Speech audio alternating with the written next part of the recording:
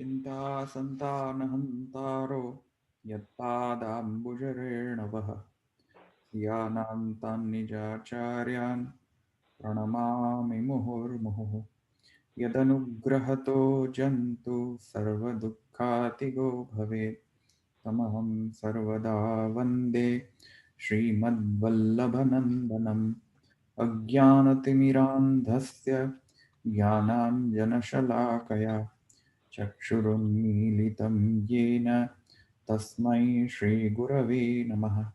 नमामि हृदये शेषे लीलाक्षिराब्धिशायिनं लक्ष्मीसहस्रलीलाभिः सेव्यमानं कलानिधिं चतुर्भिश्च चतुर्भिश्च चतुर्भिश्च स्त्रिभिस्तथा षड्भिर्विराजते योऽसौ पंचधारदये मम।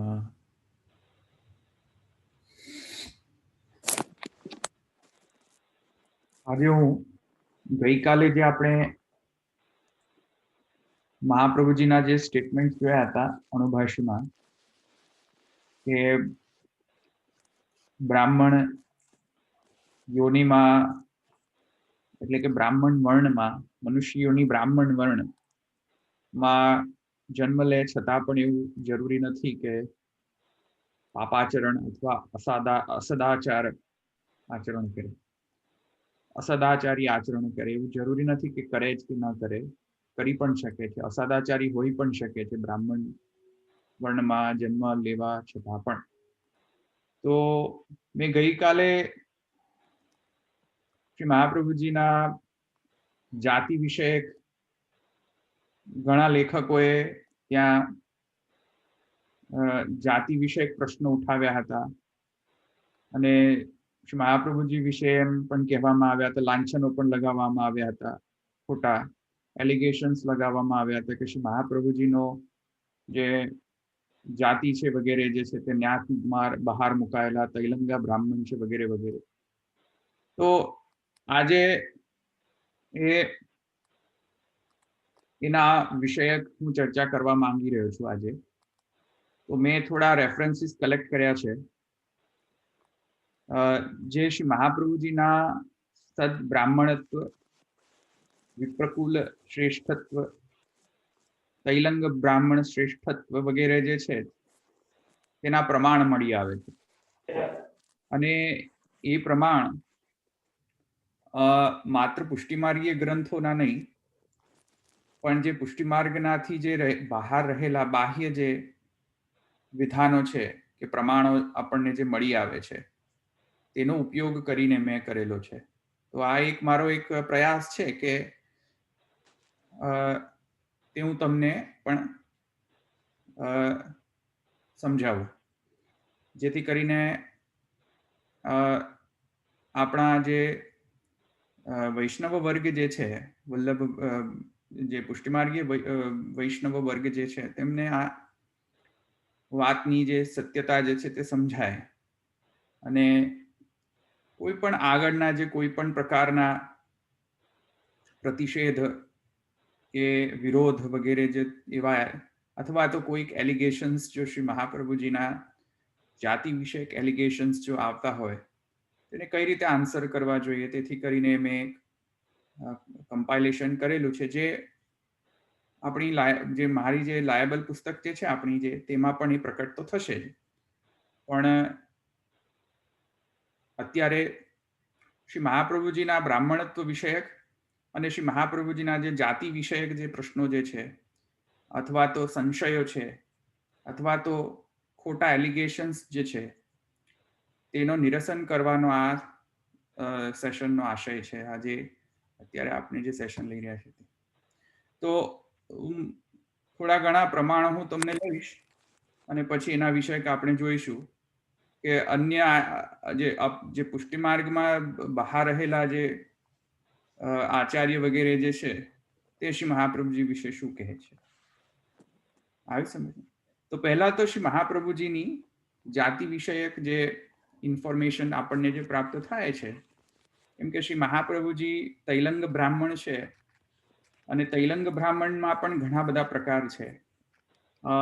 તૈલંગ બ્રાહ્મણમાં એક વેલનાડુ બ્રાહ્મણ જાતિ છે અને વેલનાડુની મેં ચર્ચા કરી હતી કે એનો જે શબ્દાર્થ જે તે શું છે. વેલનાડુનો શબ્દાર્થ મેં તમને કહ્યો પ્રમાણે જે બ્રાહ્મણ નોર્થમાંથી આવીને સાઉથમાં માઇગ્રેટ થઈને સાઉથમાં આવેલા હોય, નોર્થથી માઇગ્રેટ થઈને સાઉથમાં સેટલ ડાઉન જે થયેલા હોય બ્રાહ્મણો તૈલંગ દેશમાં, તેને તૈલંગ બ્રાહ્મણ, વેલનાડુ તૈલંગ બ્રાહ્મણ કહેવાય છે, જે શ્રી મહાપ્રભુજીનો જાતિ છે. તો વેલનાડુ જાતિ કઈ રીતે ઉત્પન્ન થઈ, તૈલંગ બ્રાહ્મણની જાતિ ઉત્પન્ન કઈ રીતે થઈ વગેરે જે છે તેના વિશે આપણે પહેલા જોઈ લઈએ. જે અનેક અને ઘણી બધી પુસ્તકમાં એ છપાયેલો છે. તૈલંગ દેશ જે છે તેના હિસ્ટ્રીના રિલેટેડ બુક્સ જે છે, પુસ્તકો જે છે તેમાં પણ છપાયા છે. અને એક જે વિશેષ પુસ્તક જે હું રિફર આજે કરીશ તે વિશેષ પુસ્તક છે, એનું નામ છે જાતિ ભાસ્કર. તો એના પણ જે પ્રમાણ જે છે, એના પણ જે સ્ટેટમેન્ટ્સ જે છે તે પણ આપણે પહેલા સમજી લઈએ કે શ્રી મહાપ્રભુજીનો જે જાતિ જે છે એને કઈ રીતે સમજવી જોઈએ અને એમની થોડો હિસ્ટ્રી શું છે, વેલનાડુ બ્રાહ્મણ જાતિની હિસ્ટ્રી શું છે.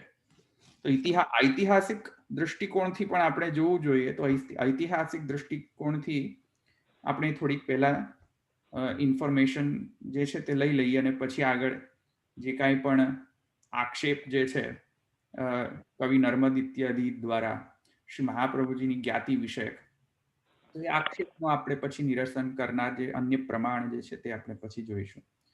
તો ધવલભાઈ, આ મેં વાંચ્યું હતું એમાં કે આ વલ્લભાચાર્યનું જે વેલનાડુ એ કીધું ને તમે, તો હલો, હા બોલો. હા, તો એમાં એ હતું કે એ વૈદિકી બ્રાહ્મણ છે. વેલનાડુને વૈદિકી બ્રાહ્મણ કહેવાય છે.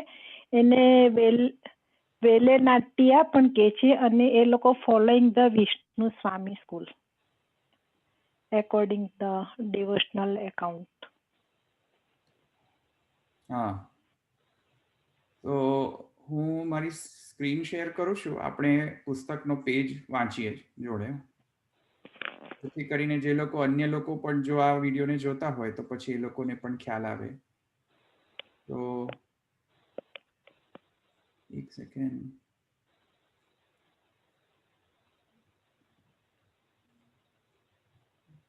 વિડીયો દેખાય છે? સોરી, સ્ક્રીન શેર દેખાય છે બધાને? હા, દેખાય છે. હા, દેખાય છે. જુઓ, પુસ્તકનું નામ છે જાતિ ભાસ્કર અને એમાં અથ તૈલંગ બ્રાહ્મણોત્પત્તિ નામનો પ્રકરણ છે. અને એ પ્રકરણમાં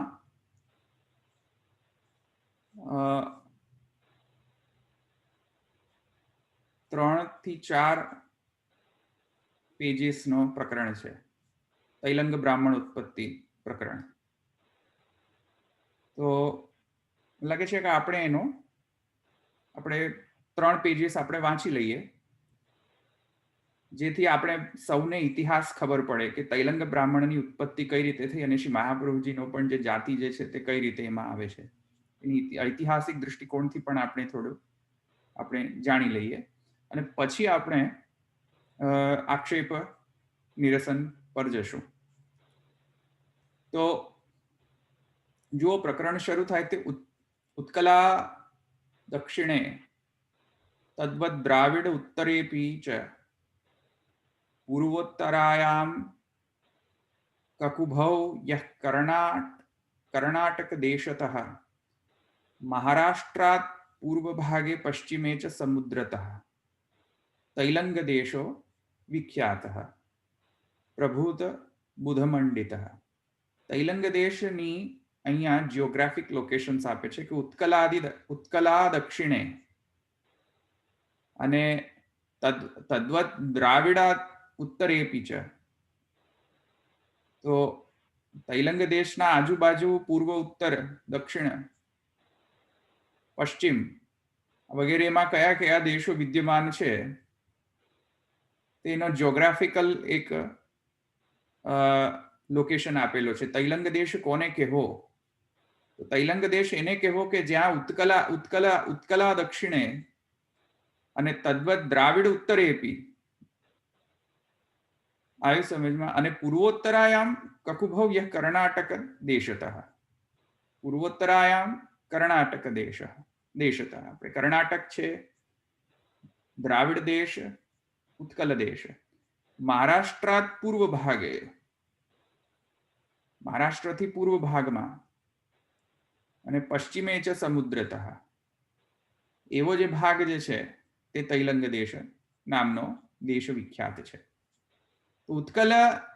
उत्कल के दक्षिण, द्राविड के उत्तर, उत्कला दक्षिणे, उत्कल देशना दक्षिण અને દ્રાવિડ દેશથી ઉત્તર, કર્ણાટકના પૂર્વોત્તર અને મહારાષ્ટ્રનો પૂર્વ સમુદ્રના પશ્ચિમ अर्थात श्री शैल से चौला स्थान के मध्य तक तैलंग देश है. पुरानी कथा है तो आ तैलंग देश कहवाय. जैमुनी देश में एक धर्मव्रत राजा था. आ ध्यान पूर्वक सांभळजो आ कथा. तो जैमुनी देश में एक धर्मव्रत राजा था. वह योग बल से नित्य प्रभात काशी स्नान को जाया करता था. रानी ने राजा से हट की कि मैं भी आपके साथ नित्य काशी चला करूंगी. राजा ने यह बात स्वीकार की और रानी को भी प्रतिदिन ले जाने लगा. एक दिन रानी काशी में ही रजस्वला हुई और राजा ने 3 दिन काशी में रहना निश्चय किया. इसी अवसर में शत्रुओं ने राजा का नगर आ घेरा. राजा ने योग बल से सब वृत्तांत जानकर ब्राह्मणों से कहा, न जाने से नगर शत्रुओं से पीड़ित होता है. जाने से पत्नी को यहां छोड़ना पड़ता है. क्या करूं? तब ब्राह्मणों ने राजा को उस अवस्था में पत्नी सहित स्वदेश गमन की व्यवस्था दी. इस पर राजा प्रसन्न हुआ और चलते समय कह गया, कभी समय पड़ने पर हमारे यहां आना. राजा ने घर जाकर शत्रु को जीता, धर्मराज्य करने लगा. एक समय काशी क्षेत्र में अकाल पड़ गया. तब बहुत से ब्राह्मण राजा का वचन स्मरण कर जैमुनी नगर में गए. राजा ने उनका बड़ा सम्मान किया और उनके स्नान, भोजन, स्थानादि का सब प्रबंध कर दिया. उस समय उस नगर के दक्षिणी ब्राह्मणों ने इन उत्तरवासियों का सम्मान देख इनसे द्वेष भाव माना और जहां तहां शास्त्रार्थ करना आरंभ कर दिया. राजा के सामने भी बड़ाई छुटाई पर शास्त्रार्थ आरंभ किया. तब राजा ने एक घड़े में सर्प बंध कर कहा कि जो कोई सत्य बता देगा इसमें क्या है वही बड़ा समझा जाएगा. तब जैमुनी ब्राह्मणों ने कहा, हमारी सम्मति से इसमें सर्प.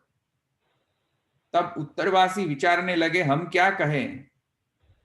तब उसी समय ब्रह्मचारी के वेश में ब्रह्मण्य देव प्रकट हुए और उन उत्तरदेशी ब्राह्मणों से कहा, मैं विप्र विनोदी वंश में उत्पन्न हुआ हूं और तुम्हारी ओर से मैं इस घट के भीतर का वृत्तांत कह देता हूं. तुम किसी बात की चिंता मत करो.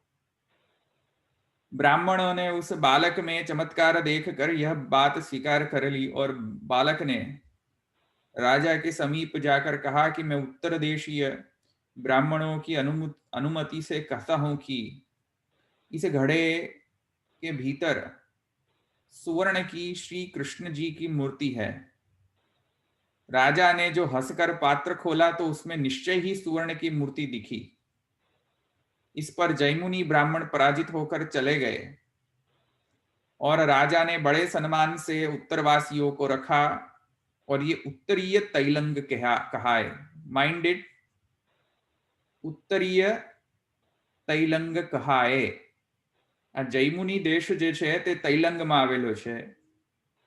તૈલંગ દેશના રાજાએ આ ઉત્તરીય કાશી સ્થિત જે બ્રાહ્મણો છે તેમને ત્યાં સેટલ કરવા દીધા, થવા દીધા. તો આ ઉત્તરીય તૈલંગ કહેવાયા. પછી જે મહાપ્રભુજીનો જાતિ છે. इनमें 6 भेद हैं. उत्तरीय तैलंग में पण 6 भेद है.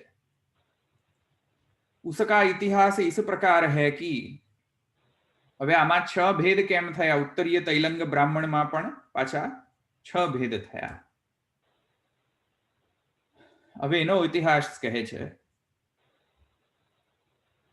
कि इनमें 6 भेद हैं. उसका इतिहास इस प्रकार है कि तैलंग देश में ऐलेश्वर उपाध्याय नामक एक ब्राह्मण था. उसकी एक कन्या अत्यंत सुंदरी थी. एक समय कल्याण पंत नाम सुवर्णकार दूर देश का रहने वाला इनके पास आकर ब्राह्मण बन के विद्या पढ़ने लगा. उपाध्याय ने उसकी सुमति विचार कर उसे अपनी कन्या दे दी और कन्या के प्यार के कारण उसे अपने घर में रख लिया. कुछ समय बीतने पर कल्याण पंत के पुत्र हुआ. तब बालक 16 वर्ष का हुआ. तब मंगल सूत्र के समय सुवर्ण की परीक्षा करने के समय यह बात जानी गई कि कल्याण पंत सुनार है. उपाध्याय को यह जानकर बड़ा दुख हुआ और उन तीनों को अलग रखकर विद्वानों को बुलाकर सभा कराई और शुद्धि का उपाय पूछा.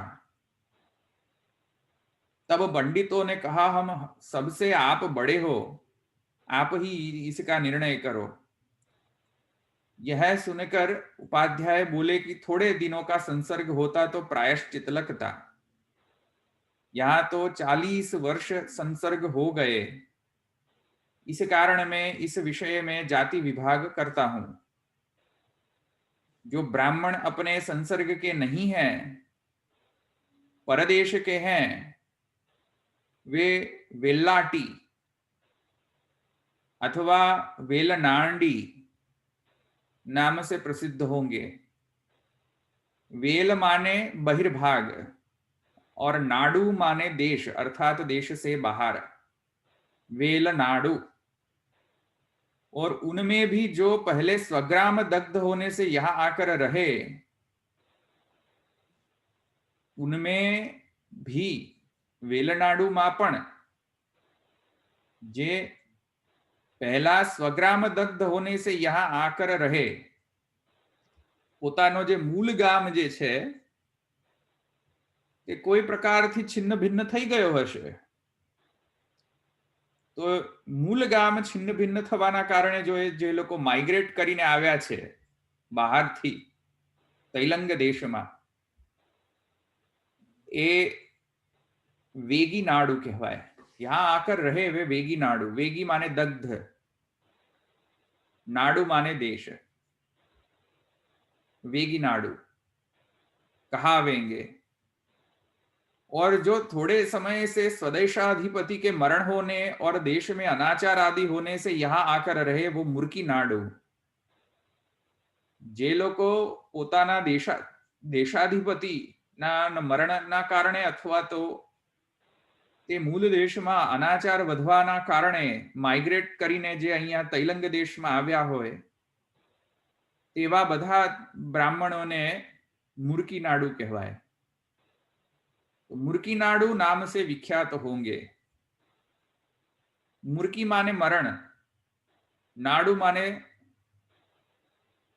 देशाधिपति, अर्थात देशाधिपति के मरण दुख से जो देश को छोड़कर यहां आ रहे हैं वे मुर्की नाडु कहाए.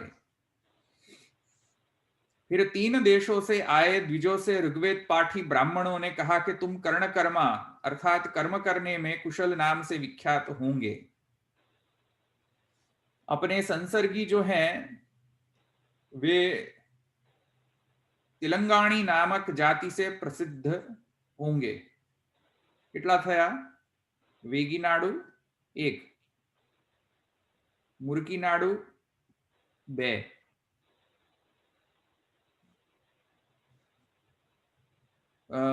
વેલનાડુ 3,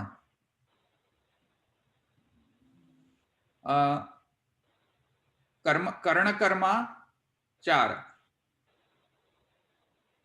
અને तेलंगाणी 5 થયા ને? 5 જાતિઓ तेलंगाणी नामक जाति से प्रसिद्ध होंगे। और छठी कालसनाडु, आ छठी तो कासलनाडु नामक जाति प्रसिद्ध हो। इस प्रकार जाति के 6 भेद स्थापन किए। महाप्रभुजी वेलनाडु छे। वेलनाडु आ 6 जे जाति हती जे मैं हमणां तमने समझावी एमां महाप्रभुजी वेलनाडी छे। पछी बीजू जे छे वेगीनाडु, त्रीजू मुरकीनाडु, लखवुं होय तो लखी दो, मुरकीनाडु,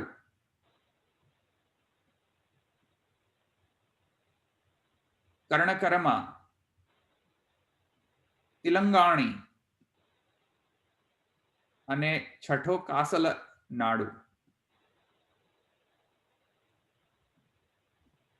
इस प्रकार जाति के 6 भेद स्थापन किए।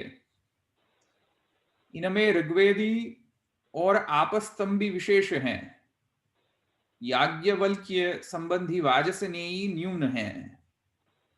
इनका विवाह संबंध निज 2 वर्ण में होता है, अन्यत्र नहीं। इस प्रकार उपाध्याय ने 6 भेद स्थापन किए। पीछे तैलंग ब्राह्मणों में वाजसनेयी शाखा वालों में अनुम कुडलू और कोत कुडलू यह 2 भेद हुए। वजू पाछा वाजसनेयी शाखा में जे ब्राह्मणों हता ए लोकोमां एमां पण पाछा 2 जाति बीजी प्रकट थई, भेद थया, जाति भेद। अनुम कुडलू और कोत कुडलू। यह ब्राह्मणों को अखलू भी कहते हैं। दुबलू, अरियलू ऐसे 2 भेद हैं, अर्थात यह इनके दूसरे नाम है, दुबलू अरियलू। अर्थात उनम कुडलू, अनुम कुडलू और कोत कुडलू यह इनके दूसरे नाम है। और आर्यों का उपदूरी वारू नाम से व्यवहार है। काकुल पाटी वारू बढ़मा इस प्रकार के और भेद हैं। हजू पाछे घणा बधा भेद है। तो इनमें नियोगी ब्राह्मणों के 4 भेद हैं। आसलवेल नियोगी, पाकनाटी नियोगी, तेसलबाई नियोगी, नंदवर्यु नियोगी। इनके विवाह संबंध भी स्वर्ग में होते हैं। कहीं कहीं पाकनाटी नियोगी और आरुवेल नियोगी इनका परस्पर संबंध होता है। इनमें और भी भेद हैं। तो तैलंग ब्राह्मणों के यजमान वेरीवार शूद्र जाति, नायड शूद्र, मुदगलादि शूद्र और वैश्य नाम धारक कोमटी जाति वाले हैं। इस जाति में गोस्वामी वल्लभाचार्य जी का प्रादुर्भाव हुआ। वेलारी जाति एटले के वेलनाडु, वेलनाडु अथवा वेल्लारी जाति तैलंग ब्राह्मण लक्ष्मण भट्ट हुए। इनके पिता गणपति भट्ट और पितामह गंगाधर भट्ट ने अनेक सोम यज्ञ किए थे। उसी पुण्य के प्रताप से करखंव ग्राम निवासी लक्ष्मण भट्ट की पत्नी इल्लमागा गर्भवती हुई। तब 7वां महीना प्रारंभ हुआ। तब लक्ष्मण भट्ट जी यज्ञ पूर्ति में ब्राह्मण भोजन कराने की इच्छा से बंधु वर्गों के सहित काशी को चले और हनुमान घाट पर एक स्थान में डेरा किया और ब्राह्मण भोजन कराया। पीछे काशी में यह समाचार फैला कि कोई यवन काशी पर आक्रमण करेगा। यह समाचार सुन यह अपने देश को लौटे और 18वीं मंजिल में जब चंपारण्य पहुंचे तब वहां इनकी पत्नी के 9 मास से पूर्व ही गर्भ का प्रसव हुआ। उस समय वैशाख कृष्ण एकादशी रविवार था। पिता ने बड़ा आनंद मनाया। यह चंपारण्य नागपुर के आगे रायपुर नाम ग्राम से 7 कोस पूर्व है। अब इसको चंपारझर कहते हैं। वहां से इनको लेकर लक्ष्मण भट्ट काशी आए और इन्होंने सब विद्या माधवानंद तीर्थ के पास पढ़ी। माधवानंद अथवा माधव तीर्थ, माधवानंद तीर्थ के पास पढ़ी और महाप्रभु जी ने अनेकों को परास्त किया। और पंढरपुर के राजा को अपना सेवक करके पृथ्वी की परिक्रमा की। मधुमंगल ब्राह्मण की कन्या श्री महालक्ष्मी से विवाह किया और भाद्र कृष्ण दशमी को इनके पुत्र जन्मा जिनका गोपीनाथ नाम हुआ। यह थोड़े काल ही भूमि पर विराजे तब महाप्रभु चरणाद्रि में चले आए। यहाँ इनके पौष कृष्ण नवमी शुक्रवार को विठ्ठलनाथ का जन्म हुआ। इनके 7 पुत्र थे। उनमें बड़े पुत्र श्री गिरधर जी वगैरह वगैरह वगैरह छे। પછી पण आगळ लक्ष्मण भट्ट के साथ में जो ब्राह्मण थे उनमें कितने एक कर्नाटक द्रविड़ और तैलंग थे। गोकुल में भी ब्राह्मणों का समाज बहुत रहा। भारद्वाज गोत्री श्री विठ्ठलनाथ जी मुख्य हुए। पीछे विठ्ठलनाथ जी के वंशस्थ पुरुषों ने मेवाड़ में श्री एकलिंगेश्वर क्षेत्र के अंतर्गत सिम्हाड़ नगर में श्री श्रीनाथ जी की स्थापना करके निवास किया। वहां ब्राह्मणों के उपनाम कहे हैं रेही, पंचनदी, लदार्व, सिंहरी, कांठोड्य, वोटी, श्रीमद चक्रवर्ती, नरी, भदरसा, कंजा, शिघोरी और नड़ी। और दिल्ली के बादशाह ने जो ग्राम प्रसन्न होकर ब्राह्मणों को दिए उन ग्रामों के नाम से उनके नाम विख्यात हुए। यथा गिट्ठा, लंबुक, जोगी, याही, तिघर आदि कर्नाटक द्रविड़ जो ब्राह्मण वहां जाकर रहे वे भी उन नामों से विख्यात हुए। अपने अपने वर्ग में इनका भी कन्या विवाह संबंध होता है। वे कर्नाटक द्रविड़ गोकुल, मथुरा, वृंदावन, ब्रज, कामवन, आमेर, मालवा, बूंदी, रतलाम, अनूपशहर, काशी, प्रयाग, विविपुरा, बुंदेलखंड आदि नगरों में रहे और उन नामों से विख्यात हुए। यह तैलंग ब्राह्मणों के अंतर्गत भई ब्राह्मणों का वंश कहा। इति श्री वल्लभाचार्योत्पत्ति। હવે આ આવી ગયું ને સમજમાં વેલનાડુ બ્રાહ્મણોત્પત્તિ। હવે કોઈને પ્રશ્ન છે? ફરી પછી આપણે બીજા વિષય પર જઈએ, બીજા આગળ જઈએ।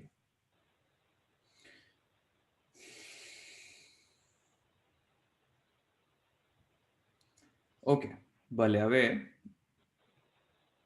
આ સમજ આવી ગયું ને બ્રાહ્મણ તૈલંગ બ્રાહ્મણોના ભેદ વગેરે?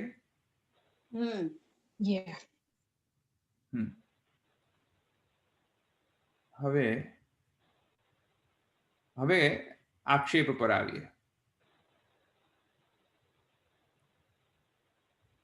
જો પ્રથમ આક્ષેપ જે છે નર્મદ દ્વારા છે। નર્મદ શું કહે છે જુઓ, જાતિ વિષયક આક્ષેપ। હા, જો નર્મદ કહે છે કે આ મહારાજો કોણ છે એની પુસ્તકમાં લખે છે। નર્મદ પોતાની પુસ્તકમાં મહારાજો કોણ છે? જ્ઞાત બહાર મૂકેલા તૈલંગા બ્રાહ્મણ. તેઓમાંનો પહેલો અને મુખ્ય વલ્લભાચાર્ય. તેને એક વૈષ્ણવ મત સંપ્રદાયની નસંતાની આઈતી વગર મહેનતે ગાદી મળી હતી. હવે આ નસંતાની વગેરે જે છે એ કોને રિફર કરીને કહે છે? વિષ્ણુ સ્વામી સંપ્રદાયને રિફર કરીને. વિષ્ણુ સ્વામી સંપ્રદાયમાં તે વખતે આચાર્ય ન હોવાના કારણે શ્રી મહાપ્રભુજીને વિષ્ણુ સ્વામી સંપ્રદાયના જે યોગ દ્વારા ધારણ કરેલા દેહથી સ્થિત ગોકુલમાં કે આઈ થિંક ગોકુલ કે કોઈક પ્રદેશમાં શ્રી મહાપ્રભુજીની સામે પ્રકટ થઈને એમને વિનંતી કરી હતી કે મહાપ્રભુજી આપ આ અમારા સંપ્રદાયનો આચાર્ય પદ સ્વીકારો. તો એની અહીંયા વાત કરી રહ્યા છે કે વૈષ્ણવ મત સંપ્રદાય એટલે કે વિષ્ણુ સ્વામી સંપ્રદાય પોતાના ભણેલ દેશમાં અને સામાવાળા વિદ્વાન આચાર્યો જેમ કે રામાનુજ અને મધ્વ એઓની આગળ ટકાવવાનું નથી એમ સમજી ત્યાં ન ફાવ્યું ત્યારે ત્યાંથી નાસી જઈ ગોકુલ મથુરા તરફની મૂર્ખ વસ્તીમાં, જો કોટન કોટ ગોકુલ મથુરાની મૂર્ખ વસ્તીમાં જઈને કાંઈક જૂનું ને ઘણું નવું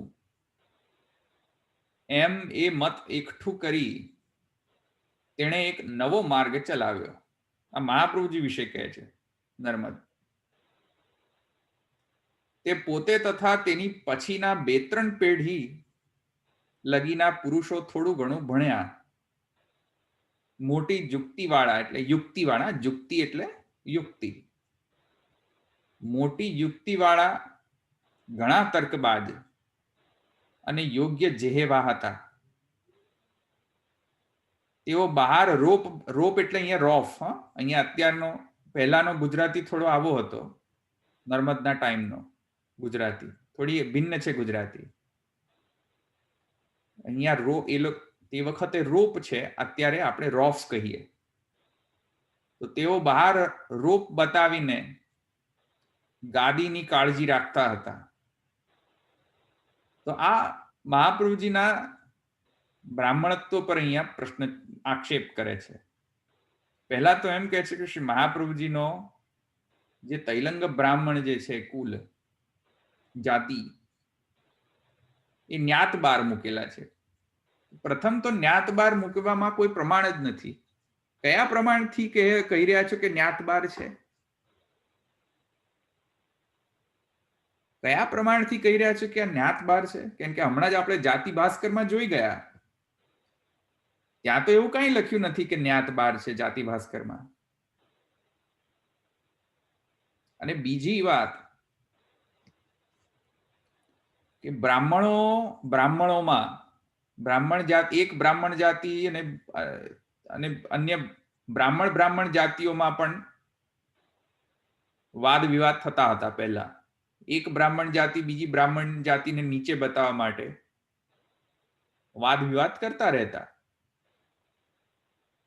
અને એમાં કદાચ ઐતિહાસિક દૃષ્ટિકોણથી એવું થઈ શકે, જો કે પ્રમાણ નથી, એમાં પ્રમાણ ખ્યાલ નથી કે પ્રમાણ છે કે નહીં, આ પ્રમાણિત છે કે નહીં. પણ એવું પહેલા ઘણું થતું ઇતિહાસમાં કે એક જાતિવાળા અન્ય જાતિ ઉપર આક્ષેપ કરે અને નીચા દેખાડવાનો પ્રયાસ કરે. તો એવી રીતે શ્રી મહાપ્રભુજીના વિશે પણ તે વખતે કદાચ એવો પ્રયાસ થયો હોવો જોઈએ. તે વખતે શ્રી મહાપ્રભુજીના તૈલંગ બ્રાહ્મણ વિશે એવી માન્યતા કદાચ હશે, પ્રમાણ નથી હજુ પણ કદાચ એવી માન્યતા હશે. કેમ કે આ જાતિમાં જે વિરોધ આવતો હતો, તો કદાચ માનવામાં આવતું હશે કે શ્રી મહાપ્રભુજીનો જે તૈલંગ બ્રાહ્મણ જે છે જાતિ, એ દેવદ્રવ્ય લેનાર જાતિ છે એવું આક્ષેપ કદાચ હોવો જોઈએ. હજુ પણ પ્રમાણ નથી એવું કહેવાય છે પુસ્તકોમાં. તો જો એમ કહીને પણ જો આ નર્મદે એમ લખ્યું હોય કે જ્ઞાત બાર મૂકેલા તૈલંગા બ્રાહ્મણ છે દેવદ્રવ્યના કારણે, તો ભાઈ મહાપ્રભુજી સ્વયં निज घरु वार्ता में प्रकट करे छे कि देव द्रव्य खाएगो जो सो महे महापतित हो जाएगो, मेरो ना ही कहावेगो। અને મહાપ્રભુજી આપની સિદ્ધાંત મુક્તાવલીમાં પણ કહે છે, અને તત્પરવર્તી આચાર્ય જે છે શ્રી વિઠ્ઠલનાથજી થી લઈને શ્રી ગોકુલનાથજી થી લઈને ઘણા બધા આચાર્યો એમ એક સુરથી કહે છે કે દેવ દ્રવ્ય જે છે તે પુષ્ટિ માર્ગમાં લેવો ન જોઈએ. પુષ્ટિ માર્ગમાં તો શું પણ કોઈ પણ માર્ગમાં ન લેવો જોઈએ દેવ દ્રવ્ય. કોઈ પણ વૈદિક સંપ્રદાયમાં દેવદ્રવ્ય લેવો ન જોઈએ. તો એ તો સર્વ કાંઈ વિદિત જ છે. તો જ્ઞાત બાર મૂકેલા તૈલંગા બ્રાહ્મણમાં કોઈ પ્રમાણ નથી મળતો. એટલે નર્મદે કાંઈ વાંચ્યું નથી, કોઈ શાસ્ત્ર અભ્યાસ કર્યો નથી, પોતે સંસ્કૃતનો તો જાણકાર છે જ નહીં, પોતે કબૂલે છે એની પુસ્તકમાં. જેને સંસ્કૃત નથી આવડતું, જે સંસ્કૃતમાં મૂળ ગ્રંથો વાંચી નથી શકતો, એ શું કોઈના જ્ઞાતની એનાલિસિસ કરવામાં સક્ષમ હશે કે નહીં? અને શું કરી શકે જ્ઞાતની એનાલિસિસ જ્યારે એ સંસ્કૃત ભણી નથી શકતો, વાંચી નથી શકતો, સમજી નથી શકતો? તો નર્મદને શું કઈ કેપેસિટીથી કહે છે ખ્યાલ નહીં, કોઈ પણ પ્રમાણ નથી એમાં. અચ્છા, હવે જો શ્રી મહાપ્રભુજી તુષ્યતુ દુર્જન ન્યાયના એક વખત માની લઈએ તુષ્યતુ દુર્જન ન્યાયથી કે શ્રી મહાપ્રભુજી જ્ઞાત બાર મૂકેલા બ્રાહ્મણ છે, માની લઈએ, એટલીસ્ટ તે વખતે તત્કાલીન જે આચાર્યો જે છે શ્રી મહાપ્રભુજીના તત્કાલીન આચાર્યો, શ્રી મહાપ્રભુજીથી જે તત્કાલીન આચાર્યો છે કે જે તે વખતે સ્થિત શ્રી મહાપ્રભુજીના સાથે સંબંધિત અને સંપર્કમાં આવેલા અન્ય આચાર્ય, અન્ય સંપ્રદાયના આચાર્ય વગેરે, તેઓનું તો એટલીસ્ટ એવું માનવું છે નહીં. કેમ કે તે લોકો તો ઉલટાનું એમ કહે છે કે શ્રી વલ્લભાચાર્યજી જેવા સદબ્રાહ્મણ છે નહીં અહીંયા અત્યારે.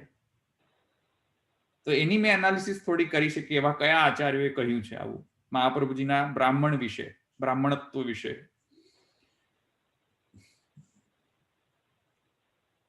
તો પહેલા તો શ્રી મહાપ્રભુજીના જે વિદ્યાગુરુ છે માધવાનંદ તીર્થ મધ્વ સંપ્રદાયના, તો જો એ સદબ્રાહ્મણ ન હોત તો માધવાનંદ મધ્વ સંપ્રદાયથી તે દીક્ષા લઈને તે વિદ્યા ગ્રહણ ન કરત. તો પ્રથમ તો એ જો સદબ્રાહ્મણ જ ન હોત તો માધવાનંદ તીર્થ જે છે તે તેમને વિદ્યાનો જ દાન ન કરત. બીજી વાત એ મધુસૂદન સરસ્વતી જે શાંકર મતના છે, એ મધુસૂદન સરસ્વતી શ્રી મહાપ્રભુજી વિશે અને શ્રી વિઠ્ઠલનાથજી વિશે શું કહે છે? કેમ કે શાંકર મત તો કદાચ નર્મદને ગ્રાહ્ય હશે, કદાચ, ખબર ખ્યાલ નહીં. પણ મધુસૂદન સરસ્વતી શ્રી વલ્લભાચાર્યજીને શ્રી વિઠ્ઠલનાથજી માટે કહે છે કે યહ શ્રી વલ્લભ હૃદયે સદયઃ સમ્યક વિરાજતે નૂનમ સહી કૃષ્ણો ભાવાત્મની વસતુ મે માનસે નિત્યમ. આ મધુસૂદન સરસ્વતી કહે છે, જે મહાપ્રભુજીના તત્કાલીન હતા, મહાપ્રભુજીના સાથે સંપર્કમાં હતા. મધુસૂદન સરસ્વતી ફેમિલી જેવો વ્યવહાર હતો મહાપ્રભુજી સાથે મધુસૂદન સરસ્વતીનો. મધુસૂદન સરસ્વતી શ્રી વિઠ્ઠલનાથજીના ગુરુ શ્રી ગુસાઈજી એમના પાસે વિદ્યા ગ્રહણ કરી હતી મધુસૂદન સરસ્વતી પાસેથી. એ મધુસૂદન સરસ્વતી શાંકર મતના હતા, પણ મહાન કૃષ્ણ ભક્ત. અને એમની આનંદ મંદાકિની જે છે ઠાકોરજીના સ્તુતિનો ગ્રંથ છે, મધુસૂદન સરસ્વતીએ લખ્યો છે આનંદ મંદાકિની. એ આનંદ મંદાકિની ગ્રંથમાં શ્રી મહાપ્રભુજીનું અહીંયા વર્ણન કરે છે મધુસૂદન સરસ્વતી કે યહ શ્રી વલ્લભ હૃદયે સદયઃ સમ્યક વિરાજતે નૂનમ. કહે છે કે જે શ્રી મહાપ્રભુજી વલ્લભાચાર્યજીના હૃદયમાં જે સારી રીતે જે વિરાજતા જે ઠાકુરજી જે છે શ્રી કૃષ્ણ, સહી કૃષ્ણ ભાવાત્મની વસ્તુ મેં માનસે નિત્યમ, એવા જે ઠાકુરજી જે છે ભાવાત્મક કૃષ્ણ જે શ્રી મહાપ્રભુજીના હૃદયમાં બિરાજે છે એવા મારા હૃદયમાં ક્યારે બિરાજશે, કે એવા મારા હૃદયમાં પણ નિવાસ કરે નિત્ય. તો જોઈ શકીએ છે કે બ્રાહ્મણત્વ વિશે તો કોઈ પ્રશ્ન નથી. ઇવન બ્રાહ્મણત્વની થી પણ અનેકવિધ શ્રેષ્ઠપણું જે છે તે શ્રી શ્રી મધુસૂદન સરસ્વતી શ્રી મહાપ્રભુજી વિશે ગણી રહ્યા છે. ક્વચિત પાંડિત્યમ ચેત ન નિગમ ગતિ સાપી યદિ ન. આયો ને સમજમાં? ક્વચિત પાંડિત્યમ ચેત ન નિગમ ગતિ સાપી યદિ ન. તો વલ્લભાષ્ટકમાં પણ કહે છે સુરત કૃષ્ણ પ્રેમામૃત કે સુરત કૃષ્ણ પ્રેમામૃતમાં. તો મહાપ્રભુજી વિશે તો અહીંયા એમ ચોખ્ખું કહેવામાં આવ્યું છે. અને એ પાછા થર્ડ પાર્ટી આચાર્ય, સંપ્રદાયના આચાર્ય નહીં. પુષ્ટિ માર્ગથી ઇતર જે સંપ્રદાય જે છે તેમના આચાર્ય, શંકર મતના આચાર્ય શ્રી મહાપ્રભુજી વિશે અહીંયા કહી રહ્યા છે. આનાથી બધું પ્રમાણ કયો હોઈ શકે કે શ્રી મહાપ્રભુજીનો શુદ્ધ બ્રાહ્મણત્વ સન્મનુષ્યાકૃતિ રતિ કરુણસ્તમ પ્રપદ્ય હુતાશમ અને ક્વચિત પાંડિત્યમ ચેતન નિગમ ગતિ સાપી યદિ ન. શું છે આગળ? ક્રિયાસા સાપી યદિ ન હરિમાર્ગે પરિચયઃ યદિ સ્યાત સોપી શ્રી પ્રજાપતિ નતિર પ્રજાપતિ રતિર નેતિ ગુણેરન્ય કોપા વિલસતિ વિના વલ્લભવરમ. જોયું ના? તો યહ શ્રી વલ્લભ હૃદય, આ યાદ રાખો કે શ્રી મધુસૂદન સરસ્વતી શું કહે છે મહાપ્રભુજી વિશે. અચ્છા, આગળ જુઓ.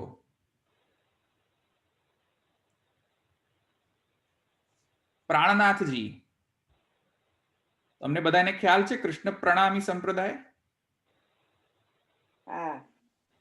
કૃષ્ણ પ્રણામી સંપ્રદાય ખ્યાલ છે? કૃષ્ણ પ્રણામી આપણે જોયું તું ખરું, આપણે જોયું તું ને બધું.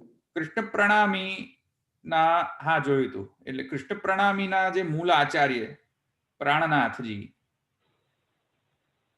એ પ્રાણનાથજી શ્રી મહાપ્રભુજી વિશે શું કહે છે જુઓ. બાહેર ભેષ દેખ ભુલાને તુમ ભીતર ખોજ ન કીની ભાગવત વચન વલ્લભી ટીકા તુમ યાકી સુધ ન લીની. પ્રાણનાથજી પોતાના સંપ્રદાયના શિષ્યોને એમ કહે છે કે ભાગવતને સમજવું હોય તો વલ્લભી ટીકા એટલે મહાપ્રભુજીની જે સુબોધની ટીકા છે એ તો અવશ્ય વાંચવી જોઈએ. જે શ્રી મહાપ્રભુજી કહે છે કે સુબોધની ના જોઈ તો વૃથા તત જન્મ ભૂતલે. એ વૃથા તત જન્મ ભૂતલે ની સેન્ટિમેન્ટ કૃષ્ણ પ્રણામીના સંપ્રદાયમાં છે. વલ્લભાચાર્યજીના ઇતર સંપ્રદાયમાં વલ્લભાચાર્યજીની કેટલી વેલ્યુ છે જુઓ. આપણે સુબોધની પઠન પાઠન કરતા નથી, પણ કૃષ્ણ પ્રણામીના સંપ્રદાયમાં વલ્લભી ટીકાનો આ મહાત્મ્ય છે. સાક્ષાત એમના મૂળ આચાર્ય કહે છે કે વલ્લભી ટીકા વાંચવી જ જોઈએ. મને આની ખ્યાલ કઈ રીતે આવ્યો? કેમ કે મારા રિલેટિવ છે ઇનલો સાઈડના, એ રિલેટિવે મને એમ પૂછ્યું એક વખત કે તમારા સુબોધિની જેવો કોઈ ગ્રંથ છે? મેં કહ્યું હા. મેં કહ્યું તમને શું કામ છે, તમે તો અન્ય સંપ્રદાયના છો. તો કે હા નહીં, અમારા આચાર્ય એમ કહે છે કે વલ્લભાચાર્યજીની સુબોધની ટીકા વાંચવી જોઈએ. મેં કહ્યું એમ? મેં કહ્યું તમે તમારા પુસ્તકોનો નામ કહો, કયા પુસ્તકમાં એમ લખ્યું છે. તેમને મને આ સેન્ડ કરી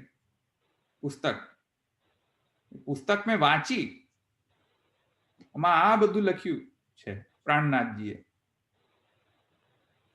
આગળ જુઓ, બાની ગાંવ શ્રી વલ્લભાચાર્ય. વલ્લભાચાર્ય એટલે વલ્લભાચાર્યજી. જો वैष्णवन को सुख होई, सतवचन तो बहुत न कहूं, जानो दुख पावे दुष्ट कोय. વલ્લભાચાર્યજી નો વાણી એ જ સમ્યક વાણી છે. વૈષ્ણવને એનો જ સહારો લેવો જોઈએ. એ બાની કો ટેढ़ा कहावो, એ कौन तुम्हारा धर्म. वैष्णव कहाए के उलटे चलिए, ए नहीं तिनके कर्म. વલ્લભાચાર્યજીની વાણીથી ઉલટો ચાલે તો એ વૈષ્ણવ કેવો. આ જુઓ, આ પુષ્ટિ સંપ્રદાયનો નથી કોઈ વ્યક્તિ કહી રહ્યો. આ અસ્મિતા અન્ય સંપ્રદાયની છે વલ્લભાચાર્યજી માટે. આ પુષ્ટિ સંપ્રદાયનો છે નહીં આ આચાર્ય. અને આ આચાર્યની અસ્મિતા જુઓ, વલ્લભાચાર્યજીના સાથે નિષ્ઠા જુઓ. એ વલ્લભાચાર્યજીની વાણીનો યથાર્થ અર્થઘટન જો ન કરે ને ઉલટો અર્થ કરે, એમ કેમ કરવું? એમ કેમ કરો છો? વૈષ્ણવ કહાય કે ઉલટે ચલીએ. વૈષ્ણવ કેવડાવીને વલ્લભાચાર્યજી કહે છે એમ કરતા નથી. આ એક્ઝેક્ટલી અત્યારના ગોબાઓને લાગુ પડે છે. એ બાની કો ટેढ़ो कहाओ, એ કોણ તુમારા ધર્મ. ગોબાઓને પૂછવું જોઈએ, વૈષ્ણવને પૂછવું જોઈએ. જે લોકો મહાપ્રભુજીના સિદ્ધાંતની ઉપેક્ષા કરે છે, સિદ્ધાંતોનું પઠન અને પાઠન કરતા અને કરાવતા નથી, અધ્યયન અધ્યાપન કરતા કરાવતા નથી, એમને આ પૂછવું જોઈએ કે એ બાની કો ટેढ़ो कहावो, એ કોણ તુમારા, કેવો ધર્મ છે આ તમારો. વૈષ્ણવ કેવડાવો છો તો ઉલટે કેમ ના ચાલો છો? દેવદ્રવ્ય કેમ લો છો? દેવલક કેમ બનો છો? કુકરમ કરો કુટિલ ગત ચાલો, आगे पीछे चींटी हार. वल्लभ कुंवर कितने को बरजे, કે ઉલટે સેવક સંસાર. વલ્લભ કુંવર એટલે અહીંયા શ્રી વિઠ્ઠલનાથજી. તો કુકર્મ કરો કુટિલ ગત ચાલો, ખોટું ખોટું કરો, મહાપ્રભુજી જે કહે છે એમ કરો નહીં. તો પછી બિચારા વલ્લભાચાર્યજીના પુત્ર વિઠ્ઠલનાથજી કઈ કઈને કેટલું કહે, સમજાવીને કેટલું સમજાવે તમને કે ન કરવા આમ. दोष नहीं न बानी केरो, ये तो दुष्ट दासी की कमाई. अधम शिष्य गुरु को बुरा कहावे, पर सोने न लगत सियाई. એક્ઝેક્ટલી ગોબાઓ અને વૈષ્ણવને લાગુ, આપણા બધાને આ લાગુ પડે છે. તમને ને મને બધાને આ પ્રાણનાથજીનો વચન લાગુ પડે છે અત્યારે. ગોબાઓ વૈષ્ણવો જેવા આપણા બધાને, મહાપ્રભુજીને એવા અત્યારના શિષ્યો મળ્યા છે, including me, including you, including all ગોબાઝ. અને મહાપ્રભુજીને નામે ચરી ખાઈને જો શું કહે છે, દોષ નહીં ને બાની કેરો. મહાપ્રભુજીનો દોષ નથી, મહાપ્રભુજીની વાણી તો સમ્યક છે, પણ આ સંપ્રદાયને કેમ વગોવી નાખ્યો? સંપ્રદાયને વગોવાનો કારણ શું? વગોવાઈ કેમ ગયો સંપ્રદાય? મહાપ્રભુજીના સિદ્ધાંત તો કેટલા શુદ્ધ છે. તો એ કહે છે એ તો દુષ્ટ દાસી કી કમાઈ, માયાના કારણે. માયાના કારણે કેમ? તો કે અધમ શિષ્ય ગુરુ કો બુરા કહાવે. શિષ્ય એવા પાક્યા છે અત્યારના કે ગુરુ કેટલું પણ સારું હોય, તો ગુરુ શિષ્યના બુરાઈઓના કારણે આખો સંપ્રદાય અને ગુરુને વગોવે છે, કલંકિત કરે છે. એ આપણા બધા સાથે આ એપ્લિકેબલ છે. જો ભલે આ યુગ में આચાર જ પ્રકટે जिन चर्ची सुखजी की बान, आचार्य એટલે આચાર્યજી શ્રી વલ્લભાચાર્યજી, ધન ધન ટીકા શ્રી વલ્લભી ઇન પ્રેમ પ્રકાશ્યો પ્રમાણ. મહાપ્રભુજીની સુબોધની ટીકાને ધન્ય કહે છે. એ તો વિચારો, ટીકા વલ્લભી બાની સુખદેવ કી એમ કહે છે. વિચારો કે અન્ય સંપ્રદાયમાં આટલી બધી જો શ્રી મહાપ્રભુજીનો સ્તુતિગાન કરતા હોય અને શ્રી સુબોધની ટીકા ઇત્યાદિ ગ્રંથોનો જો આટલો બધો જો મહાત્મ્ય હોય, તો વલ્લભાચાર્યજીના બ્રાહ્મણત્વ પર કઈ રીતે કોઈ કહી શકે? કોઈ શંકા જ ન હોવી જોઈએ. એટલીસ્ટ તે વખતે તો કોઈને શંકા નહોતી કે તે બ્રાહ્મણ નહોતા કે જ્ઞાતબાર બ્રાહ્મણ હતા. અચ્છા, હવે ચૈતન્ય સંપ્રદાયમાં જુઓ. ચૈતન્ય મહાપ્રભુ પણ તત્કાલીન હતા મહાપ્રભુજી સાથે. ચૈતન્ય સંપ્રદાય કહે છે,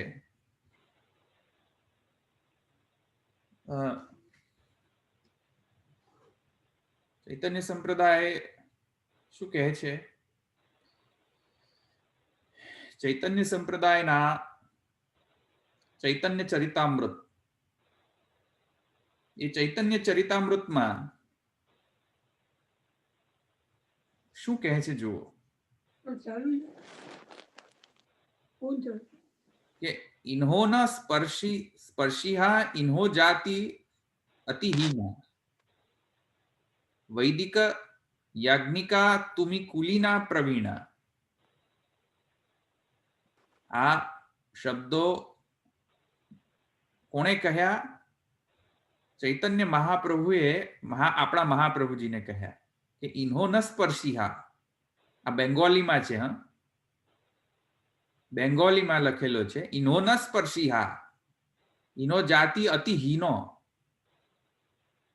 જ્યારે શ્રી ચૈતન્ય મહાપ્રભુ રૂપ સનાતનને શ્રી મહાપ્રભુજી સાથે મળવા લઈ ગયા, જ્યારે મળવા આવ્યા શ્રી ચૈતન્ય મહાપ્રભુ આપણા મહાપ્રભુ સાથે, ત્યારે શ્રી ચૈતન્ય મહાપ્રભુ સાથે રૂપ સનાતન ગોસ્વામી હતા જોડે. ચૈતન્ય મહાપ્રભુજીને ભેટ્યા આપણા મહાપ્રભુ, અને જ્યારે એ રૂપ અને સનાતનને ભેટવા ગયા, ત્યારે ચૈતન્ય મહાપ્રભુએ આપણા મહાપ્રભુને ટોક્યા અને એમને આ કહ્યું કે ઇન્હો ન સ્પર્શિયા, આ બંનેને તમે સ્પર્શ ન કરશો. ઇન્હો જાતિ અતિ હીના, આ બંનેની જાતિ હીન જાતિ છે રૂપ સનાતન. વૈદિક યજ્ઞિકા તુમી, અને આપ તો વૈદિક યાજ્ઞિક છો, દીક્ષિત છો અને કુલ પ્રવીણ છો, તેથી આને સ્પર્શો નહીં, આ લોકોને બંનેને. ચૈતન્ય મહાપ્રભુ કહે છે કે તમે બ્રાહ્મણમાં શ્રેષ્ઠ છો, કુલ પ્રવીણ છો, દીક્ષિત છો, સદબ્રાહ્મણ છો. આ નર્મદ કોણ છે એમને કહેનારો? કોણ છે નર્મદ કે એમની જાતિ વિશે પ્રશ્ન ચિહ્ન કરી શકે? જો ચૈતન્ય મહાપ્રભુ સાક્ષાત ચૈતન્ય મહાપ્રભુ કહેતા હોય કે તુમી કુલ પ્રવીણા વૈદિકા યાજ્ઞિકા કુલ પ્રવીણા તુમી, તો નર્મદ કોણ છે જે સર્ટિફિકેટ આપી શકે મહાપ્રભુજીના જાતિ વિષયક? હેસિયત શું છે નર્મદની? એક તો પઠન પાઠન કરતા આવડતું નથી, ગુજરાતી બરાબર લખતો નથી, અને આચાર્ય વિશે વેદ ઇત્યાદિ શાસ્ત્રોનો અધ્યયન નથી કર્યો. એવા મૂર્ખ નર્મદને કઈ રીતે ખબર પડે કે મહારાજો કોણ છે ને એ કઈ રીતે ટીકા કરી શકે શ્રી મહાપ્રભુજી ઉપર? મૂર્ખ શિરોમણીને તો મૂર્ખાઈ છે એક નંબરની. હવે આગળ શું કહે છે જુઓ, સ્વામિનારાયણ સંપ્રદાય જુઓ. સ્વામિનારાયણ સંપ્રદાય વાળા શું કહે છે વલ્લભાચાર્યજી અને શ્રી વિઠ્ઠલનાથજી વિશે? સ્વામિનારાયણ સંપ્રદાયની શિક્ષાપત્રી શ્રી સહજાનંદ સ્વામીએ લખી. એ શિક્ષાપત્રીની દીપિકા નામની ટીકા કરી. એમના એક સ્વામીએ, સહજાનંદ સ્વામીના જે નિજ સ્વામીઓ જે હતા એમના ગ્રુપના, એમાંના એક સ્વામી એમની ટીકા કરી શિક્ષાપત્રી નામની ગ્રંથની. એમાં સહજાનંદ સ્વામી મૂળમાં શિક્ષાપત્રીમાં શ્રી વલ્લભાચાર્યજી વિશે શું કહે છે જુઓ. સર્વ વૈષ્ણવરાજ શ્રી વલ્લભાચાર્ય નંદન શ્રી વિઠ્ઠલેશ કૃતવાન યમ વ્રતોત્સવ નિર્ણયમ કાર્યાસ્તમનુસૃત્યૈવ સર્વ એવ વ્રતોત્સવાઃ સેવારીતિશ્ચ કૃષ્ણસ્ય ગ્રાહ્યઃ તદુદિતૈવ હિ. સહજાનંદ સ્વામી પોતાના શિષ્યોને આજ્ઞા કરતા કહે છે કે કૃષ્ણ સેવા કઈ રીતે કરવી, ઉત્સવ સેવા, વ્રતોત્સવ નિર્ણય ઇત્યાદિ કઈ રીતે ડિસાઈડ કરવા. તેમાં એ રેફરન્સ આપે છે સહજાનંદ સ્વામી કે જે સર્વ વૈષ્ણવમાં રાજા છે, બધા વૈષ્ણવ સંપ્રદાયોમાં રાજા છે, જો સર્વ વૈષ્ણવ રાજ, બધા સંપ્રદાય વૈષ્ણવ સંપ્રદાયમાં જે તિલક છે, હેડ, સર્વ વૈષ્ણવ રાજ એવા શ્રી વલ્લભાચાર્ય. તો સહજાનંદ સ્વામીને એમના બ્રાહ્મણત્વ પર કોઈ ડાઉટ નહોતો. જે નર્મદને ડાઉટ પડે છે, અજ્ઞાની રહેવા છતાં પણ ડાઉટ પડે છે. અધ્યયન કરવું નથી ને ડાઉટ કરવું છે, એવા નર્મદને સહજાનંદ સ્વામીના સ્ટેટમેન્ટ કહો તો નર્મદને ખ્યાલ આવે. સર્વ વૈષ્ણવરાજ શ્રી વલ્લભાચાર્ય નંદન શ્રી વિઠ્ઠલેશ કૃતવાન. અને એમાં ટીકામાં કહે છે સર્વેશામ વૈષ્ણવાનામ રાજા ઇતિ સર્વ વૈષ્ણવ રાજા. બધા વૈષ્ણવમાં રાજા.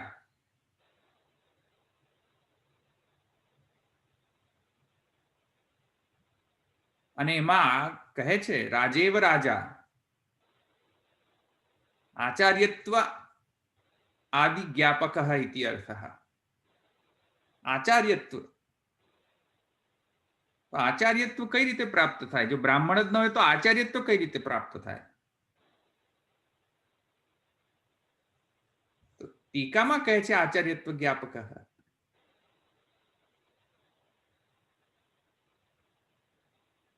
તો કઈ રીતે કહી શકાય કે જ્ઞાત બહાર મૂકેલા તૈલંગા બ્રાહ્મણ? How can you say this અપ્રામાણિક સ્ટેટમેન્ટ? તો શાંકર મત, ચૈતન્ય મત, સ્વામિનારાયણ સંપ્રદાય મત, કૃષ્ણ પ્રણામી મત, બધા અન્ય સંપ્રદાયના સ્ટેટમેન્ટ શ્રી મહાપ્રભુજી વિશે શું છે તે મેં તમને બતાવ્યા. કોઈ પ્રમાણ નથી. ઓપોઝિટમાં તો શ્રી મહાપ્રભુજીને વૈષ્ણવ રાજ કહેવામાં આવ્યા છે. સો આ એક એ મારે કહેવું હતું મારા રેફરન્સીસના પ્રમાણે. પછી તો આગળ છે બીજા આક્ષેપો કે મુખ્ય વલ્લભાચાર્ય તેને એક વૈષ્ણવ મત સંપ્રદાયની નસનતાની આવી હતી. પોતાના ભણેલ દેશમાં ને સામા વિદ્વાન આચાર્યોને એઓની આગળ ટકાવવાનું નથી એમ સમજી ત્યાં ન ફાવ્યું. આ તો શું છે, દયાનંદ સરસ્વતીની ને આની ઉપર ઇન્ફ્લુઅન્સ ઘણી હતી. દયાનંદ સરસ્વતી આવું લખ્યું છે. આર્ય સમાજનો આમના પર વધારે ઇન્ફ્લુઅન્સ છે, એટલે કોઈ પણ પ્રમાણ વગર આવા સ્ટેટમેન્ટ્સ લખેલા છે. હવે ભાઈ વૈષ્ણવ મત સંપ્રદાયની ગાદી મળી હતી એનો અર્થ એ નથી કે ખાલી એ જ ગાદીના આચાર્ય છે. મહાપ્રભુજીની સ્વતંત્રતયા મહાપ્રભુજી પુષ્ટિ સંપ્રદાયની સ્થાપના કરી, વિષ્ણુ સ્વામી સંપ્રદાયથી અલગ. અને એ શ્રી મહાપ્રભુજીના સ્ટેટમેન્ટ્સ અહીંયા મળે છે સુબોધનીમાં. भेदः पारमार्थिकः इति शास्त्रं पुरस्कृत्य त्रिविधो भक्तियोगः उक्तः ते च साम्प्रतं विष्णुस्वाम्यनुसारिणः तत्त्ववादिनः रामानुजाः च अस्मत्प्रतिपादितस्तु नैर्गुण्यः. પોતાના સંપ્રદાયને વિષ્ણુસ્વામી સંપ્રદાયથી ભિન્ન ગણે છે, કેમ કે ભેદ જ્યાં પારમાર્થિક છે એવા દ્વૈતવાદી વિષ્ણુસ્વામી હતા. પોતાને પારમાર્થિક ભેદવાદી ગણાવતા નથી, પોતાને તો ભેદ સહિષ્ણુ અભેદવાદી ગણાવે છે, સાકાર બ્રહ્મવાદી ગણાવે છે. તો કઈ રીતે ખ્યાલ આવે? પોતાના મહાપ્રભુજી પોતે શું ગણે છે પોતાની જાતને એને સમજ્યા વગર કયા પ્રમાણથી આ નર્મદ કહે છે કે વૈષ્ણવ મતની સંતાની આઈથી ગાદી મળી હતી? ખોટો સ્ટેટમેન્ટ છે. એક દરેક સ્ટેટમેન્ટ અહીંયા જેટલો લખ્યો છે બધો ખોટો જ છે. ભણે નહીં તો શું કરે?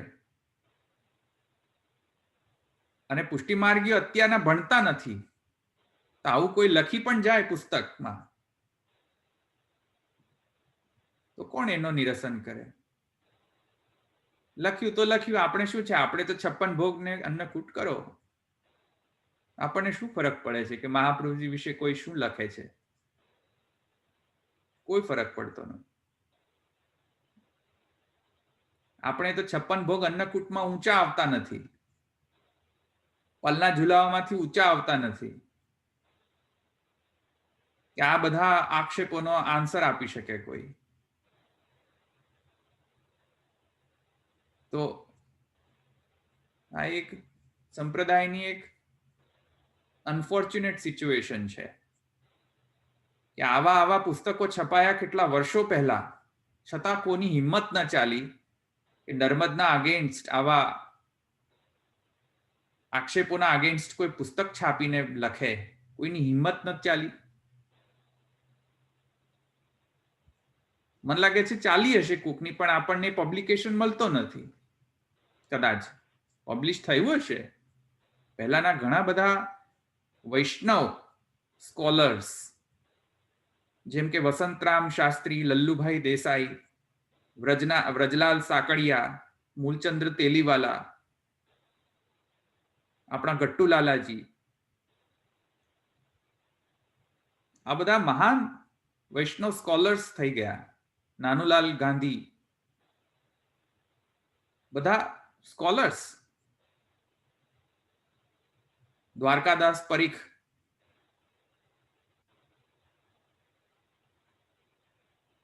આ બધા શાસ્ત્રીઓ ને આ બધા વૈષ્ણવો જે કદાચ કોઈકે લખ્યું હશે. આપણા જેવા અત્યારના પુષ્ટિ સંપ્રદાયના શિષ્ય કે ગોબા વર્ગને કોઈ ઇન્ટરેસ્ટ નથી આવા બધા પુસ્તક વાંચવા વંચાવવામાં. આપણે શેમાં ઇન્ટરેસ્ટ છે? પુષ્ટિ માર્ગે વૈષ્ણવ ગોબાઓને ઇન્ટરેસ્ટ શામાં છે?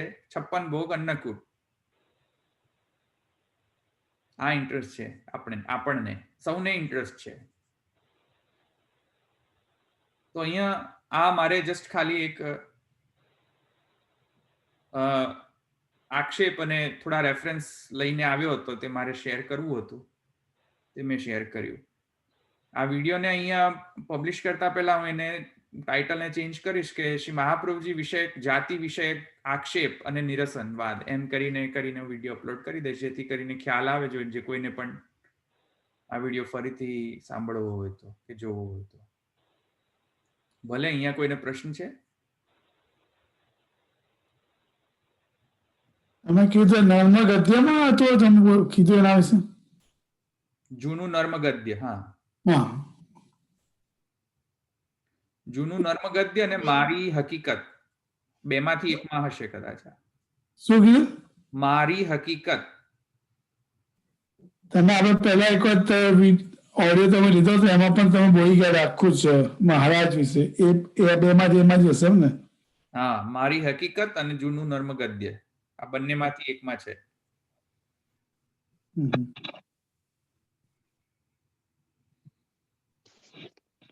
ધવલભાઈ, તૈલંગ પ્રદેશ એટલે આજનું જે તેલંગાના કે છે એ જ છે? એટલે આંધ્રપ્રદેશ અરાઉન્ડ, આંધ્રપ્રદેશ અરાઉન્ડ.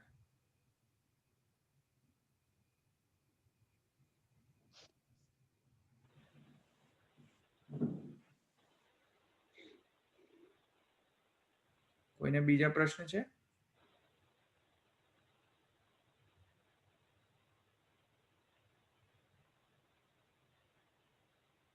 ધવલભાઈ સાદો ક્વેશ્ચન હતો કે આપણે જે જાતિ ભાસ્કર કીધું, પણ જાતિની ડેફિનેશન જાતિ વોટ ઇઝ એક્ઝેક્ટલી જાતિ? આપણે તો કહે કે આ બ્રાહ્મણને જાતિ નથી કહેવાતી જનરલી, ત્યાં જાતિ ભાસ્કરમાં એની જાતિ કેમ કીધી? હા, એટલે જાતિ, જો કે મહાપ્રભુજી તો જાતિ વિષયમાં એમ કહે છે કે જાતિમાં બ્રાહ્મણત્વ જાતિ નથી, બ્રાહ્મણત્વ વર્ણ છે. વર્ણ અને જાતિ સેમ નથી, જુદા છે. પણ અહીંયા લોક વ્યવહારમાં તો એને જાતિ જ કહેવાય છે. વર્ણ બ્રાહ્મણ છે, બ્રાહ્મણમાં અનેકવિધ પ્રકાર હોય છે, એની હિસ્ટ્રી એટેચ્ડ હોય છે, એટલા માટે એને જાતિ કહે છે લૂઝ સેન્સમાં. ઓકે, હા. ઘણા બધા પ્રકારના બ્રાહ્મણ હોય ને, ઔદિત્ય બ્રાહ્મણ, સાંચોહાર, સાંચોરા વગેરે વગેરે.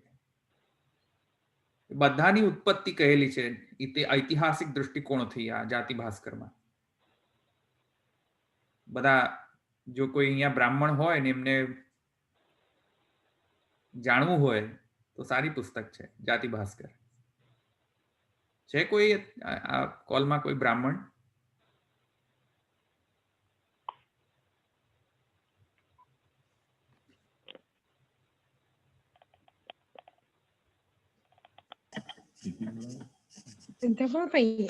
બ્રાહ્મણ વિશે તો નહીં, પણ એક ક્વેશ્ચન હતો. કાયસ્થ માટે એક વાર્તાજીમાં લખ્યું હતું કે મહાપ્રભુજી કહ્યું હતું કે કાયસ્થ છે તુજસે સેવા નહીં નિભેગી.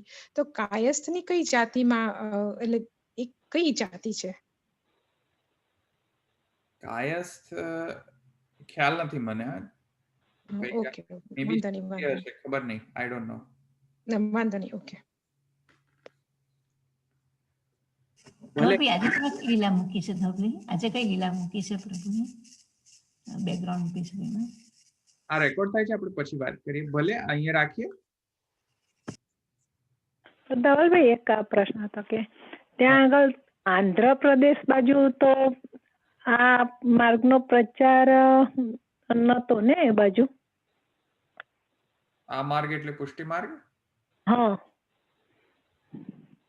ના, તો એટલા માટે જ તો કહ્યું હતું ને કે શ્રી મહાપ્રભુજી માઇગ્રેટ કરી ગયા ને ચરણાદ્રી ને.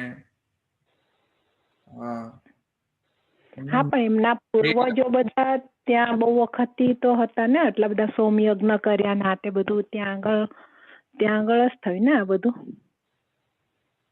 મહાપ્રભુજી તો પૃથ્વી પરિક્રમાએ પધાર્યા પછી તો, એટલે ત્યાં ના મહાપ્રભુજી નહીં, આપણે એમના પૂર્વજો બધા હતા ને, એમના પિતા ને. ના, દક્ષિણમાં તો સ્મિતાબેન બિલકુલ પ્રચાર નથી. હા, દક્ષિણમાં, હા, એટલે ત્યાં આગળ ત્રણ જ, ના, તમે જ્યાં જોવા જાઓ ને ત્યાં 3 જ આચાર્યના મૂર્તિઓ મૂકી હોય, બાકી વલ્ભાચાર્યની કોઈ જગ્યાએ મેં મૂર્તિ જોઈ નથી. ના, એટલે આ માર્ગનો પ્રચાર એ બાજુ જરા, એટલે મહાપ્રભુજી પરિક્રમા નીકળ્યા પણ ઉત્તરમાં જ છે, ઉત્તરમાં જ, દક્ષિણમાં નહીં. તો ત્યાં કેમ નહીં થયો, એટલે એમ પૂછતી હતી. મેં કહ્યું એમ કેવી રીતે થાય અહીંયા આવી ગયા પછી? મેં કહ્યું એમ કે મહાપ્રભુજી મુખ્યત્વે ત્યાં રહ્યા જ નથી.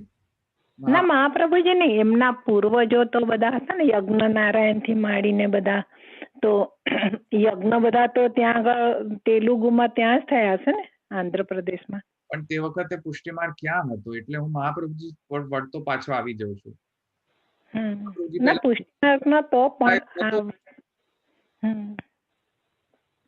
પુષ્ટિ સંપ્રદાય તરીકે થોડી હતો મહાપ્રભુજીના પ્રાકટ્ય પહેલા.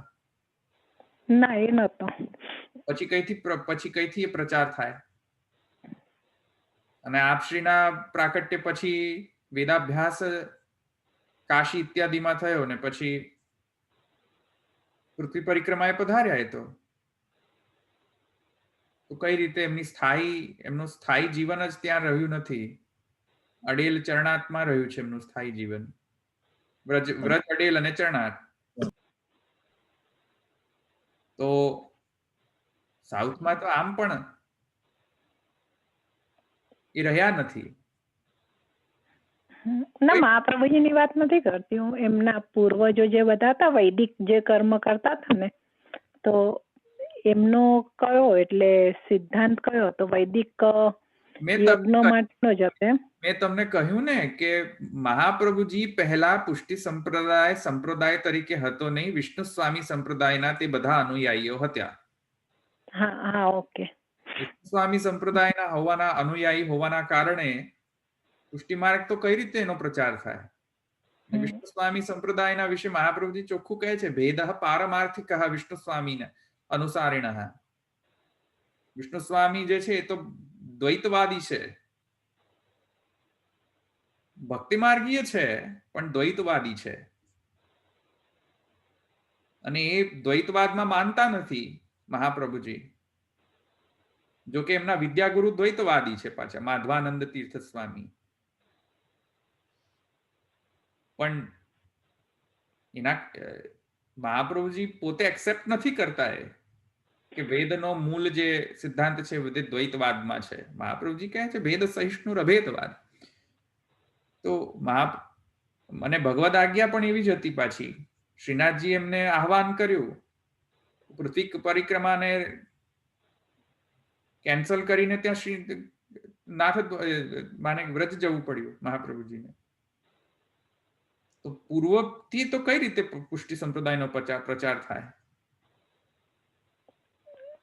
ના, એટલે મારું કહેવાનું એવું નતું, પુષ્ટિ માર્ગ માટેનું નથી પૂછતી હું, કે એમના પૂર્વજોનો જે વૈદિક જે હતો એટલે વિષ્ણુ સંપ્રદાયનો ત્યાં આગળ પ્રચાર એટલે ત્યાં હતો એટલે એમ એ પૂછતી હતી હું. નહોતો ને, એ તો હું કહી રહ્યો છું કે વિષ્ણુ સ્વામી સંપ્રદાય એમના એટલે અત્યારે પણ જોવા મળે છે એટલે એમ ત્યાં આગળ ફેમિલીમાં હતો, પણ વિષ્ણુ સ્વામી સંપ્રદાય ક્ષીણ થઈ ગયો. મહાપ્રભુજીના આવતા તો મહાપ્રભુજીના પ્રાકટ્ય પહેલા ક્ષીણ થઈ ગયેલો હતો.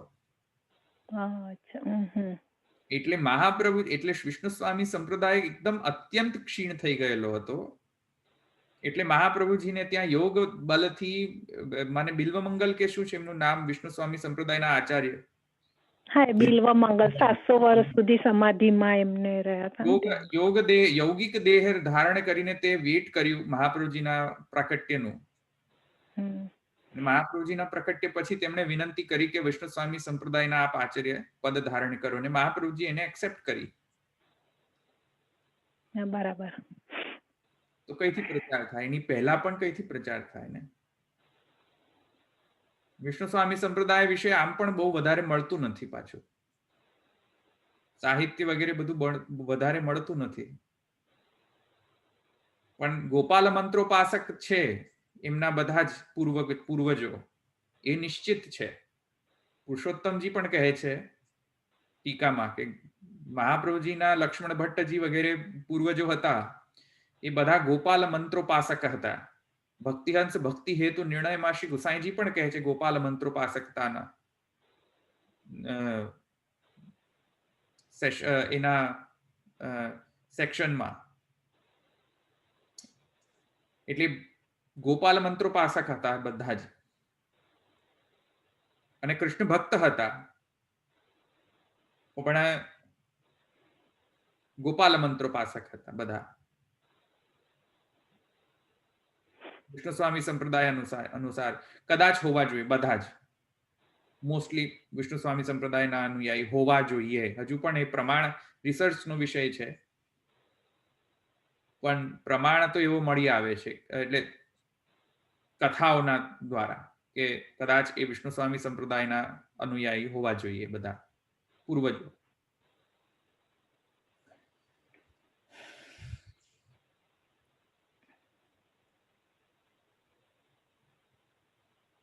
અહીં રાખીએ. કોઈને બીજો પ્રશ્ન છે?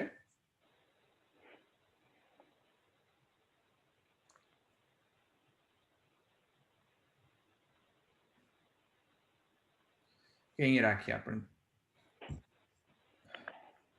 दृढ़ई न चरण न केरो भरोसो, दृढ़ई न चरण न केरो। श्री वल्लभ नख चंद्र छटा बिन, सब जग मांझ अंधेरो भरोसो, दृढ़ई न चरण न केरो। साधन और नहीं या कली में, जासो हो ये निवेरो। सूर कहा कहे द्विविधांधरो, बिना मोल को चेरो भरोसो, दृढ़ई न चरण न केरो। दृढ़ई न चरण न केरो भरोसो, दृढ़ई न चरण न केरो। श्री वल्लभादेश की जय। श्री गोपीनाथ प्रभु चरण की जय। साईं जी परम दयाल की जय। श्याम सुंदर श्री यमुने महारानी की जय। श्री द्वारिकाधीश की जय। सर्वे वैष्णव जय श्री कृष्ण। जय श्री कृष्ण। जय श्री कृष्ण।